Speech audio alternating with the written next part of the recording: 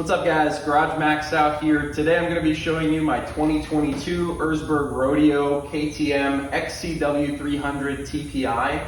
I have been eagerly awaiting this bike. I ordered it about 4 months ago, finally came in this week, and I'm super stoked to show you a couple of the cool things about it. I've got my 250 SX, it's a 2017 in the background here. I'm going to compare and contrast a little bit. This is going to be part one of a video. I'll do the walk around today, and then I'll do a part two with some riding comparisons probably tomorrow and post a video later this week. So without further ado, I'm going to show you kind of some of the features of the bike. I'll also show you what the bike came with and give you my first impressions.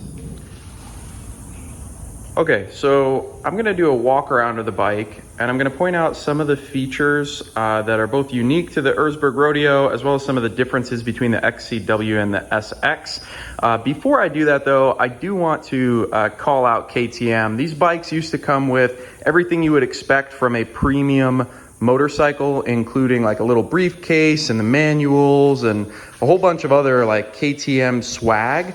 Unfortunately with this bike, despite winding up over $15,000 for a new bike, everything said and done, these are the only two things this bike comes with. Little toolkit, unbranded, only kind of a small step up with some of the other very, very inexpensive bikes that I've purchased. And then this, which includes some of like the stock parts that the dealer swaps out for the Erzbergrodeo specifically, as well as some of the little map key selectors in there. So that's it. I didn't even get a manual with this bike. It was just a PDF file that was emailed to me after completing the transaction. No service manual, and the dealer said that they could not print me one off either. So kind of disappointed. That said, of course, you know, I've ridden KTM since I was 3 years old. You know, it's still got the KTM feel, and nothing about the bike screams that they're cutting more corners than just the paperwork side of it. So a couple things to call out here on the Erzbergrodeo. This is the 2022 model, and the only thing different about the 2022 model between the 2021 model is some minor adjustments to this Explorer fork. So they made some adjustments. It's a little bit stiffer. It's got a little bit better rebound, but everything else is the same as the 2021 model. So if you're kind of contemplating between waiting versus getting one, they're basically going to be the same. So don't worry about it. Now, that said, what are the differences between the Erzbergrodeo edition versus going out and getting an XC-w TPI, which is a fuel-injected bike that's exactly the same without the branding on the side? Well, it's basically going to be bling and a couple of things that are functional, and I want to point those out. So anything that you see on the bike that's orange, besides the plastics, is probably going to be only on the Erzbergrodeo edition. Specifically speaking, if you look at the frame that's orange, you're not going to see that on a normal XC-w. It's going to be black, like my SX back there. Additionally, the hubs in the wheels, orange, those are going to be black. And the little guard here, anodized aluminum guard, that's going to be just black plastic. Same thing on the front. You're going to see the hub is orange. This is essentially a stock wheel, but they've swapped out the hubs for anodized ones. Now, I will say, despite it being quote unquote just bling, they're pretty sweet. I mean, it's really, really cool looking to have those hubs matching with the triple tree clamps like this, as well as the back. Like, it just looks really, really sweet. So I'm a big fan. There are a couple other things that are kind of quasi-functional, but also aesthetic. The gripper seat that you see on this bike, I did the same upgrade on my SX, as you can see back there. A standard XC-w is going to have like a normal motorcycle seat. It's not going to have this gripper seat, and I really like the gripper seats. Now, of course, you can go out and you can get one of those seat covers for probably, you know, whatever, $80 and put it on yourself. I'll do a video of putting on seat covers at some point whenever one of these rips, but it's pretty straightforward to do that. So kind of quasi-functional and visual as well are one of those things. So a couple of other things, you're going to see these straps. These are Erzbergrodeo specific straps. They are bolted underneath, and it's got a little bit of elastic on this side just so it's not flapping around.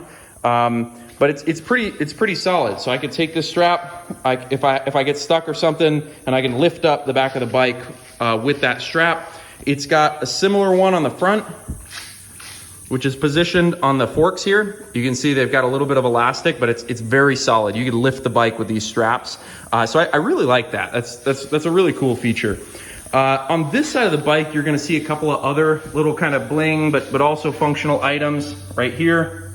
So this clutch master cylinder cover right there, it's gonna be anodized orange as well. Looks pretty sweet. And then for the Erzbergrodeo edition, you'll also get these hand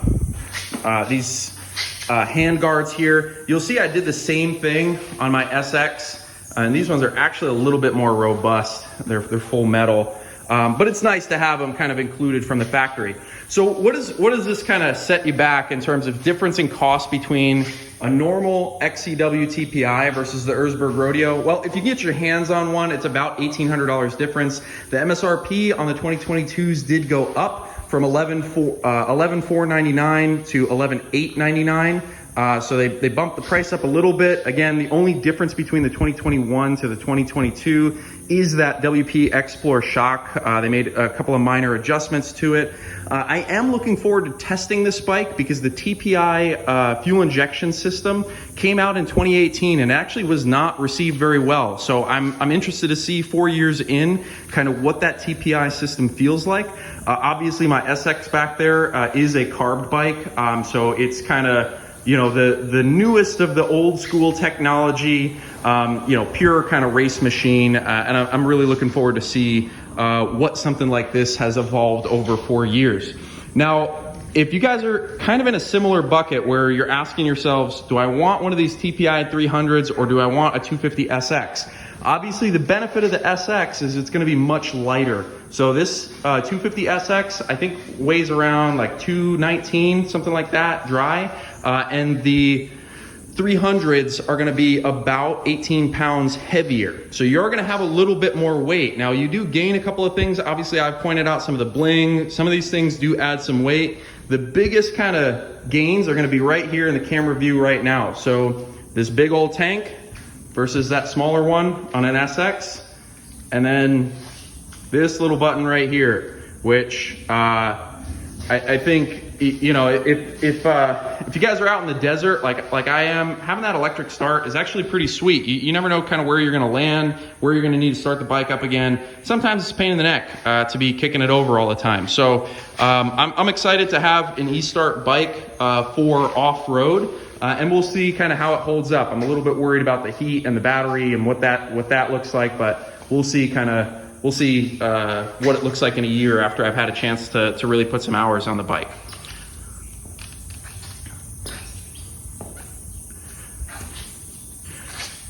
So you've got a lot of aesthetic differences on this Erzbergrodeo, and if you're not familiar in general, the Erzbergrodeo is an enduro race, right? So a lot of these different features and upgrades on this bike are specifically designed for that race or for enduro in general. And a lot of these things, honestly, if you're gonna have an enduro bike, you're probably gonna do on your own. So that's one of the reasons that I went for the, you know, $1,800 extra on a bike like this, because it's already set up, you know, right from the factory, which is really cool in my opinion, to have all that stuff just already on there. So I don't have to go hunt for the best stuff. I got a lot of trust in KTM that they're putting quality products out on the market. So that's why I went with this. So I'll go ahead and I'll do just a little startup video so you can hear what it sounds like. If you guys have heard a modern two-stroke, you know what it sounds like. But I'll go ahead and close out the video with that so that you can hear it.